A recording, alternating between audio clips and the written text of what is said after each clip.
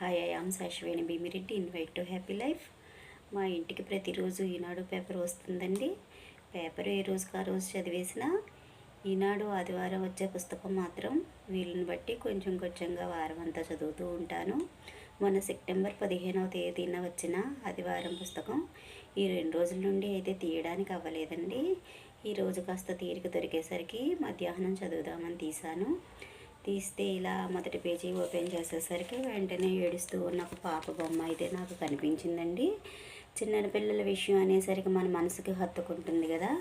వెంటనే నేను ఆ విషయాన్ని చదవగానేనండి నాకు నిజంగా కళ్ళ నుంచి కూడా కాదండి, గుండెల్లోంచి వచ్చాయి.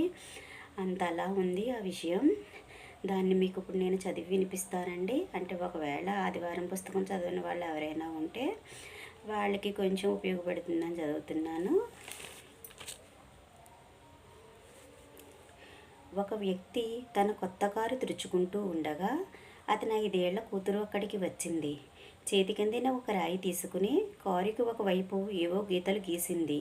కోపం పట్టలేని ఆ పెద్ద మనిషి పరుగున వెళ్ళి ఆ చిన్నారి పాపని విసురుగా తోసేశాడు. అంతేకాదు, ఆ తప్పుకి శిక్షగానా అన్నట్లు ఆ పాప చేతివేళ్ల మీద కర్రతో చితకబాదాడు. కాసేపటికి కోపం తగ్గాక ఆ తండ్రి రక్తమూడుతున్న కూతురి చేతులు చూసి ఆమెను తీసుకుని అమాంతం ఆసుపత్రికి పరిగెత్తాడు. అక్కడి వైద్యులు పాప వేళ్లను సరిచేయడానికి చాలా కృషి చేశారు. కానీ తండ్రి కొట్టిన దెబ్బలకి చిన్నారి చేతివేళ్లు ఎంతలా దెబ్బతిన్నాయంటే ఆమె 2 చేతుల వేళ్లని తీసివేయడం తప్ప మరో మార్గం లేదని చెప్పేశారు. శస్త్రచికిత్స పూర్తయింది. ఆ పాపాయి 2 చేతులకి కట్లు కట్టేశారు. మెలకు వచ్చాక పాపాయి, నాన్న, నీ కారు పాడు చేశాను, సారీ నాన్న అని చెప్పింది తండ్రితో. మళ్ళీ కాసేపటికి తండ్రి వైపు తిరిగి, నా వేళ్ళు మళ్ళీ ఎప్పటికి పెరుగుతాయి నాన్న అని అడిగింది. ఆ ప్రశ్నకు జవాబు లేదా తండ్రి దగ్గర. నోటమాట లేని స్థితిలో తన మీద తనకి అసహ్యం పుడుతుంటే కారు దగ్గరికి వెళ్ళి ఎడాపెడా తన్నడం మొదలుపెట్టాడు.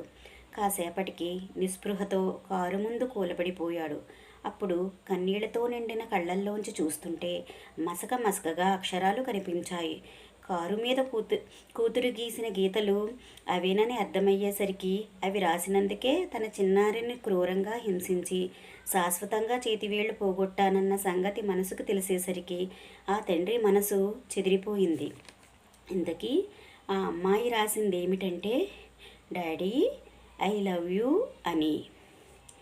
ANGER యాంగర్కి, DANGER డేంజర్కి, అంటే కోపానికి, వినాశనానికి ఒక్క అక్షరమే తేడా అని మర్చిపోకండి. అందుకే కోపంలో ఏదైనా పని చేసే ముందు ఒక్క క్షణం ఆలోచించండి.